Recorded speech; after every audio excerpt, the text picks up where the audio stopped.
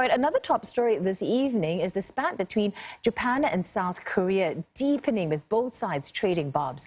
And in the latest salvo, a Japanese minister hit out at South Korean President Moon Jae-in for his remarks on Tokyo's trade curbs. So for more on this, we're joined by Dr. Malcolm Cook, a senior fellow at ISEAS-Yusof Ishak Institute. Malcolm, thank you so much for coming in and speaking to us as always. So more accusations fueling the flames of this trade spat. The question is, how long do you see this actually going on between Japan and South Korea? I think it can go on for a long time, and it can get bigger because there is talk in Japan about broadening the amount of export controls that they may place on South Korea. And given that the political reactions on both sides has been to elevate the rhetoric, hard to see how they're going to calm it down anytime soon. Okay, so South Korea is now pointing the finger at a historical dispute. How much really is politics at play here? Because we know both sides, have their own people that they need to soothe, and both are going to, election soon as well. Yeah, I'm not sure the elections are that big an issue on the Japan side because Prime Minister Abe is in a very strong position.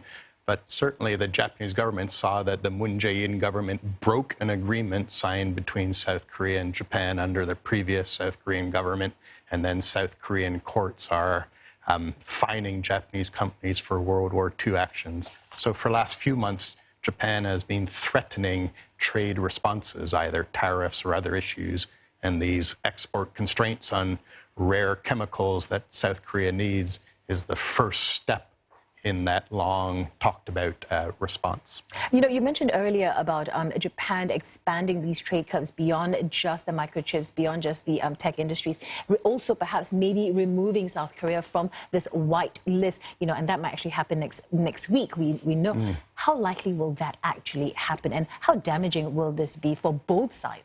It's certainly damaging at two levels. One, symbolically, here you have two very open economies that trade a lot together in a surprise dispute outside of Japan and South Korea, and they're so closely linked in these regional value chains that require extremely fast movements of goods. So if South Korea is removed from that white list, that'll slow trade between the two down a lot, which will put the value chains that South Korean firms rely on at significant risk, particularly because some of these goods, Japan dominates the global market, so there are not other suppliers that South Korean firms can easily go to. Okay, so saying that, how quickly are we going to see these knock-on effects on the rest of the world, especially Southeast Asia here?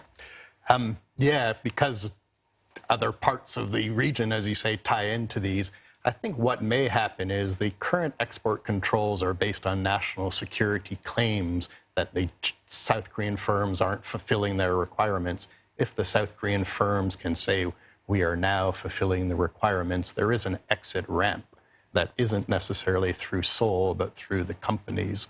So South Korean companies that will be hurt the most are already in discussions with Japan about these potential corporate exit ramps, but the political rhetoric makes that harder. Right. Thank you so much for coming in and speaking to us as usual. Always very good to be speaking to you. Malcolm Cook, the Senior Fellow at ISEAS-Yusof Ishak Institute.